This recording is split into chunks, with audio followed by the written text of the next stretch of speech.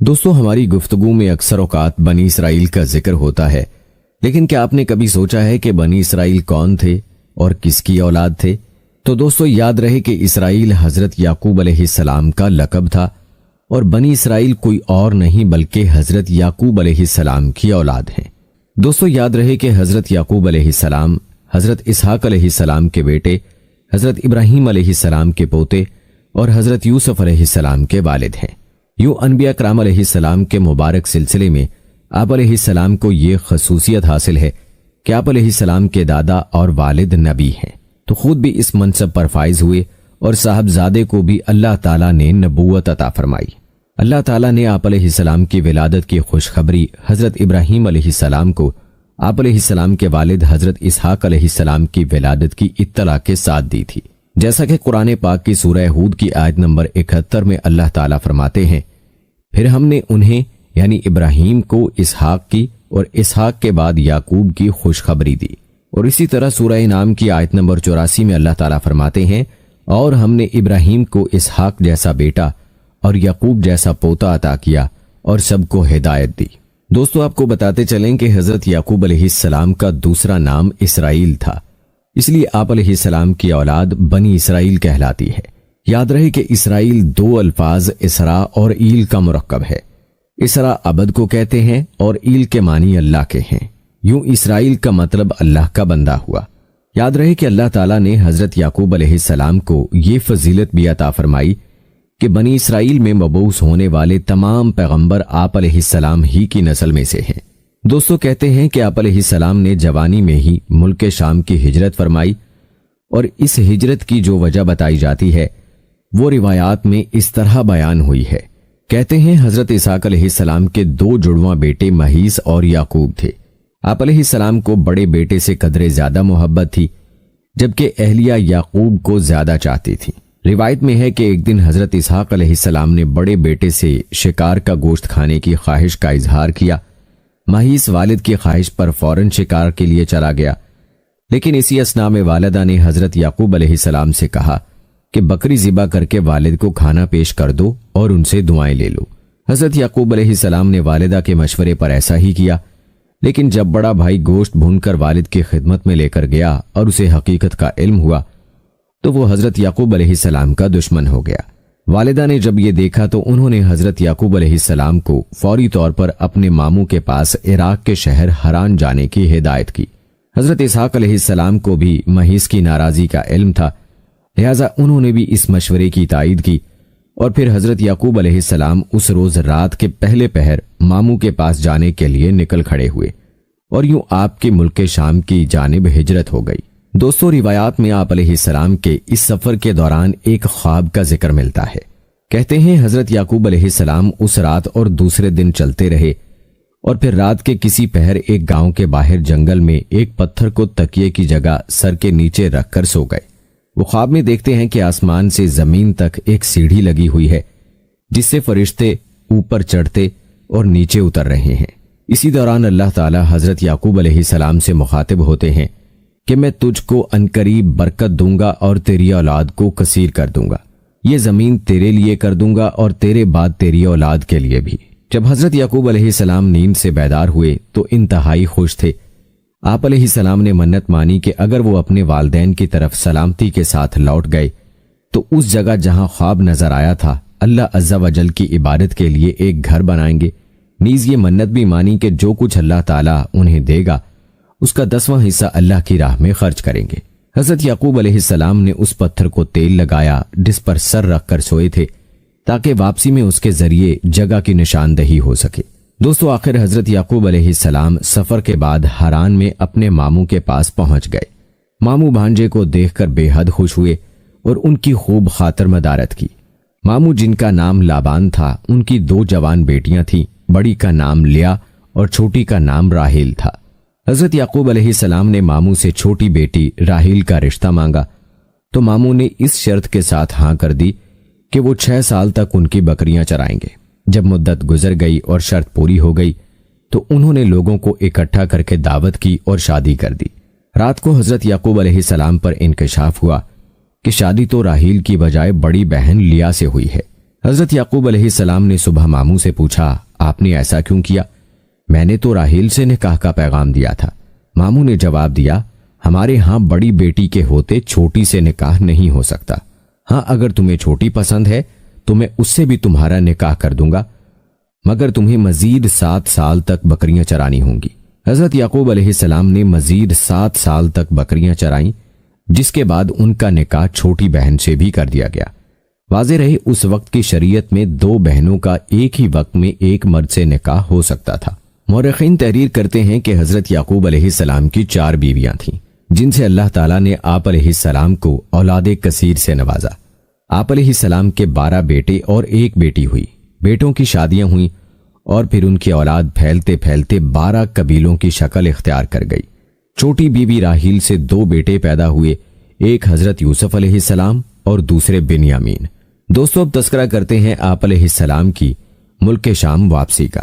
کہتے ہیں کہ حضرت یعقوب علیہ السلام نے 20 برس تک ماموں کے گھر قیام فرمایا، پھر انہیں اللہ تعالیٰ کی جانب سے واپس ارض قنعان جانے کا حکم ملا، تو انہوں نے اپنے اہل و عیال کے ساتھ حران سے واپس جانے کی تیاریاں شروع کر دیں۔ بیٹیوں اور ان کے بچوں سے جدائی کے سبب ماموں اداس اور غمگین ہو گئے۔ انہوں نے حضرت یعقوب علیہ السلام کو روکنے کی کوشش کی، لیکن وہ تو حکم الہی کے پابند تھے۔ بالآخر ماموں نے بھیڑ بکریوں کے بڑے ریوڑ اور زیادہ راہ ساتھ کر کے سب کو رخصت کیا۔ یوں حضرت یعقوب علیہ السلام اپنے اہل و عیال مال مویشیوں کے ساتھ سفر کرتے ہوئے اس مقام پر پہنچ گئے جہاں ان کے بڑے بھائی مہیس رہتے تھے۔ مہیس نے جب اپنے علاقے میں ایک اجنبی قافلے کو دیکھا تو بڑے متعجب اور متجسس ہوئے۔ انہوں نے اپنے لوگوں کو قافلے کی جانب روانہ کیا تاکہ حقیقت حال کا علم ہو سکے۔ لوگوں نے واپس آ کر بتایا کہ اس قافلے کا سربراہ یعقوب علیہ السلام نامی کوئی شخص ہے اور یہ لوگ حران سے نقل مکانی کر کے کنعان جا رہے ہیں۔ کہتے ہیں کہ مہیس نے جب یہ سنا تو انہیں 20 برس پرانا واقعہ یاد آ گیا اور وہ سمجھ گئے کہ یہ تو چھوٹے بھائی یعقوب ہیں۔ پھر مہیس نے اپنے قبیلے کے 400 لوگوں کو ساتھ لیا اور حضرت یعقوب علیہ السلام کی جانب چل پڑے۔ جب حضرت یعقوب علیہ السلام کو اپنے بڑے بھائی کے آنے کا علم ہوا تو خوفزدہ ہو گئے کہ جس بھائی کے ڈر سے وہ 20 برس والدین سے دور رہے، آج انہی سے سامنا ہونے جا رہا ہے۔ روایات میں آتا ہے کہ اس موقع پر اللہ تعالیٰ نے آپ علیہ السلام کے پاس فرشتے بھیجے، جنہوں نے کہا، آپ علیہ السلام پریشان نہ ہوں، اللہ آپ کے ساتھ ہے، اپنے بھائی کے استقبال کی تیاری کریں۔ اس پیغام سے انہیں بڑا حوصلہ ملا۔ انہوں نے بھائی کو تحفے میں دینے کے لیے اپنے ریوڑ میں سے خوبصورت بھیڑ بکریاں ساتھ لیں اور کچھ دور جا کر بھائی کا استقبال کیا۔ 20 سال کی طویل جدائی نے مہیس کے دل سے رنجش اور نفرت ختم کر دی تھی۔ چھوٹے بھائی کی محبت نے جوش مارا اور آگے بڑھ کر گلے لگا لیا۔ دونوں بھائیوں نے ایک دوسرے کو بوسہ دیا اور دیر تک ماضی کی یادوں میں کھوئے رہے۔ دوستو کہتے ہیں کہ حضرت یعقوب علیہ السلام نے کچھ دن بڑے بھائی کی میزبانی میں گزارے، پھر ان سے اجازت چاہی۔ مہیس نے بہت سے تحفے تحائف دے کر عزت و احترام کے ساتھ چھوٹے بھائی کو رخصت کیا۔ یعقوب علیہ السلام کو اچھی طرح یاد تھا کہ 20 سال پہلے جب وہ اپنے ماموں کے پاس جا رہے تھے تو انہوں نے منت مانی تھی کہ اگر وہ اپنے والدین کے پاس سلامتی کے ساتھ لوٹ گئے تو جس جگہ خواب دیکھا تھا وہاں اللہ کا گھر بنائیں گے۔ لہٰذا وہ 20 سال پرانے راستوں کو یاد کرتے ہوئے یروشلم کے قریب اس بستی تک پہنچ گئے جس کے باہر انہوں نے قیام فرمایا تھا۔ بستی کے باہر خیمے نصب کر دیے گئے اور پھر حضرت یعقوب علیہ السلام نے اپنے بچوں کے ساتھ اس پتھر کی تلاش شروع کر دی جس پر انہوں نے تیل لگایا تھا۔ چونکہ اللہ تعالیٰ کی مدد شامل حال تھی سو جلد ہی وہ اس پتھر کو ڈھونڈنے میں کامیاب ہو گئے۔ جس جگہ وہ پتھر نصب تھا وہ بستی کے ایک شخص شخیم بن جمور کی ملکیت تھی۔ آپ علیہ السلام نے 100 بھیڑوں کے بدلے اس سے یہ جگہ خریدی اور پھر اپنے بیٹوں کے ساتھ مل کر وہاں ایک عبادت گاہ تعمیر کی۔ یہی جگہ آج بیت المقدس کہلاتی ہے۔ دوستو کہتے ہیں کہ بیت المقدس میں قیام کے دوران حضرت یوسف علیہ السلام کی والدہ حضرت راحیل علیہ السلام کے یہاں دوسرے بیٹے بنیامین کی پیدائش ہوئی، لیکن دوران زچگی وہ انتقال کر گئیں۔ حضرت یعقوب علیہ السلام نے انہیں بیت اللحم میں سپرد خاک کیا اور قبر کے سرحانے نشانی کے طور پر ایک پتھر گاڑ دیا۔ کہتے ہیں آج بھی حضرت راحیل علیہ السلام کی قبر اور وہ پتھر موجود ہے، واللہ عالم۔ دوستو کہتے ہیں کہ حضرت یعقوب علیہ السلام کو اپنی بیوی حضرت راحیل علیہ السلام سے بہت محبت تھی، لہٰذا ان کے انتقال سے انہیں سخت صدمہ پہنچا اور وہ بیت المقدس کی سکونت ترک کر کے اپنے والد کے پاس جبرون چلے گئے۔ یہ وہی جگہ ہے جہاں آپ علیہ السلام کے دادا حضرت ابراہیم علیہ السلام بھی سکونت پذیر تھے۔ اس دوران بڑے بھائی مہیس بھی وہاں پہنچ چکے تھے۔ حضرت اسحاق علیہ السلام نے دونوں بیٹوں کی موجودگی میں 180 سال کی عمر میں وفات پائی۔ دوستو یاد رہے کہ حضرت یعقوب علیہ السلام کو چھوٹی بیوی سے ہونے والے 2 بیٹوں یوسف اور بنیامین سے بے حد محبت تھی اور انہیں ہمیشہ اپنے ساتھ رکھا کرتے تھے۔ سوتیلے بھائیوں کو یہ بات بہت بری لگتی تھی اور وہ ان دونوں بھائیوں کو رنج و تکلیف پہنچانے کا کوئی موقع ہاتھ سے نہ جانے دیتے۔ حضرت یعقوب علیہ السلام جانتے تھے کہ بڑے 10 بھائی ان دونوں سے حسد کرتے ہیں۔ حضرت یعقوب علیہ السلام نے اپنی زندگی کا بڑا حصہ رنج و غم میں گزارا۔ ابھی نوجوان ہی تھے کہ بڑے بھائی کے خوف سے والدین کو چھوڑنا پڑا اور 20 برس دیار غیر میں گزارے۔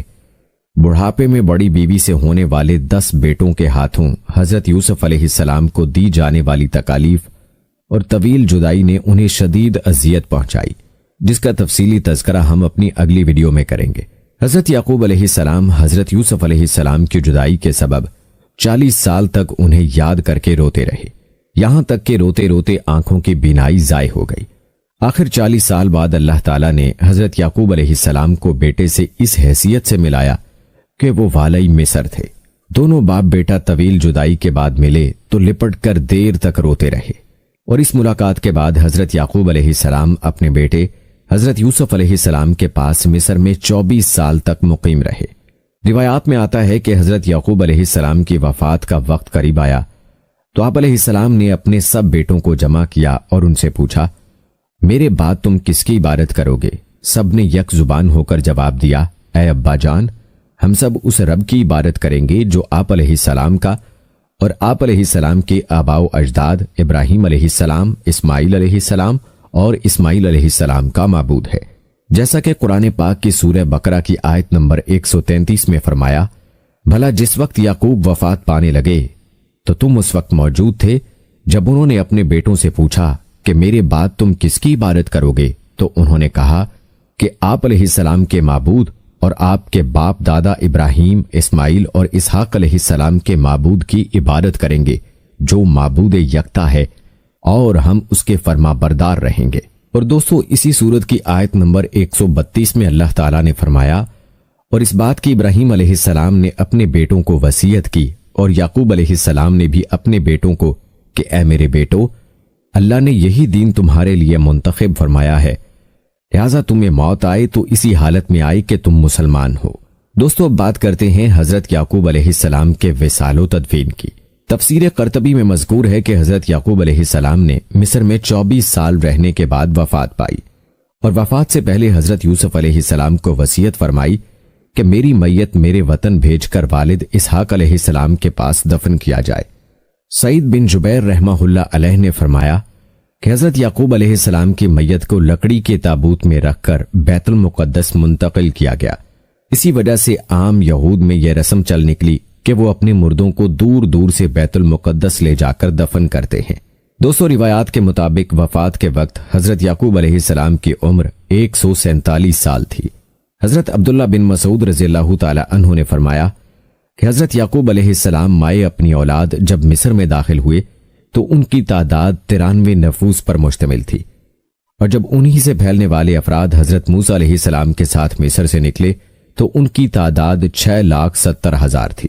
دوستو اس روایت سے یہ اندازہ لگایا جا سکتا ہے کہ اللہ تعالیٰ نے آپ علیہ السلام کی اولاد میں کس قدر برکت عطا فرمائی۔ آپ کو بتاتے چلیں کہ قرآن مجید کی 16 آیات میں حضرت یعقوب علیہ السلام کا ان کے نام یعقوب کے ساتھ ذکر فرمایا گیا ہے، جو مختلف مقامات پر مختلف صورتوں میں ہوا ہے۔